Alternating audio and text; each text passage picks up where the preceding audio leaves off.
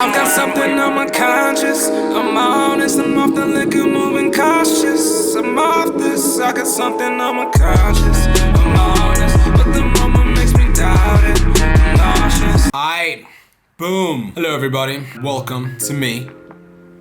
Once again. As you can see, we got a fancy new intro. Every single day we're getting better at this. Let me stop myself before it turns into bragging. Let's jump into it. This evening I stand before you to ask you to endure even longer, and so that tens of thousands of lives may be saved. The President of the Republic of South Africa, Cyril Ramaphosa, announced yesterday that the lockdown would be getting extended by 2 more weeks. In doing so, set forth a series of events that is now unstoppable, in my opinion. I truly think that whatever happens next is going to hang on this decision. I truly believe that how this country is able to weather the storm or not weather the storm will be dependent upon those extra 2 weeks that are added and the results that come thereof.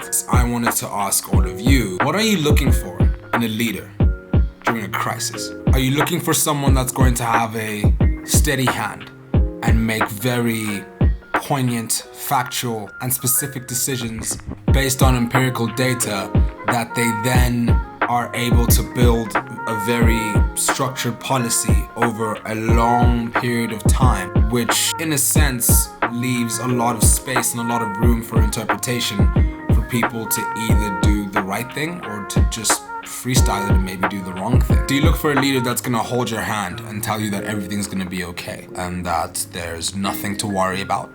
There's miracle cures out there already. If only people listen to them, they could make these cures available to everyone when the scientific community does not entirely agree. If it did entirely agree, the scientific community wouldn't readily accept what they're saying. But is that what you want from your leader? Someone that's gonna go against the grain and say things that are just gonna quell your anxiety and keep you from feeling scared? You want a leader that is going to be strict and to the point and make sure that there is no room for doubt in any of their decisions, that whether the decisions go right or they go wrong, that the leader, in fact, either way, is standing there and pumping out their chest and saying, these are the decisions that we're gonna make. It's gonna be tough, it's gonna suck, but you have to get through it because I say so.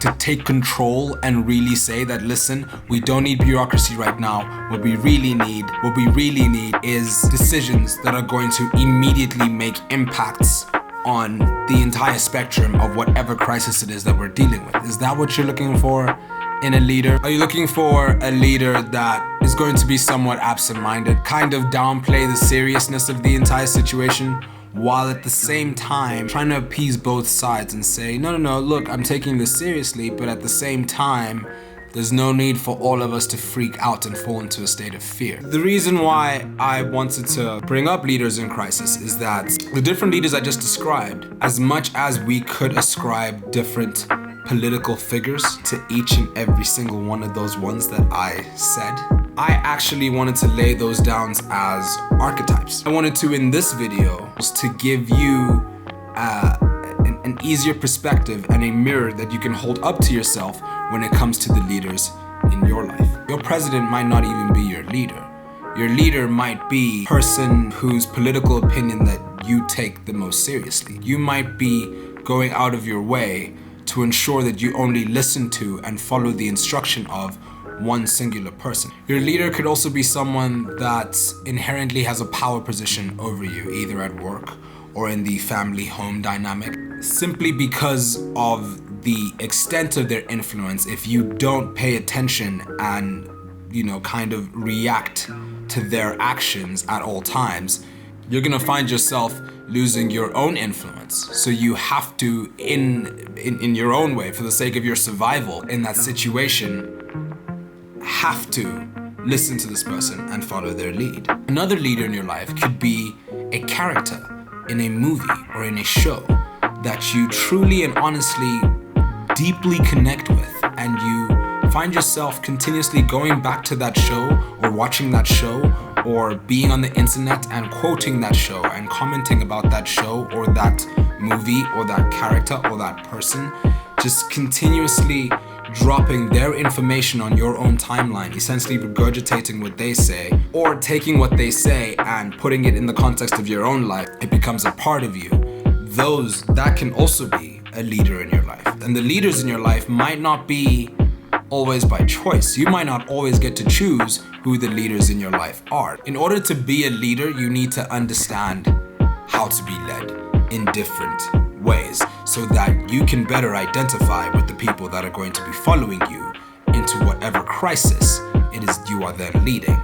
If you are not leading and if you are following, you then have to figure out the best and most potent techniques to be a follower and figure out what it is that you can do in your position to best support your leader if you feel like they are the best person for the job, or if you feel like supporting them is the best thing for the outcome of the crisis. If you are here as a subject and you are getting influence from all these different directions, you personally, from your perspective, have to look out and find leaders to direct that influence for you so that you can better build your own critical understanding of the world that surrounds you. Who are the leaders in your life? Who do you feel the leaders in your life are? Let's have a conversation. Talk to me about your leaders. I'll talk to you about mine. And if you're that bothered with it, I might make a separate video about the leaders in my life. Please like and subscribe. Special thanks to Akio for just providing me with all this beautiful equipment that I get to use to make these videos that I get to give to you. I've never actually acknowledged that before in any of my videos, and I felt like it was important to acknowledge it now because he definitely is one of the leaders in my life.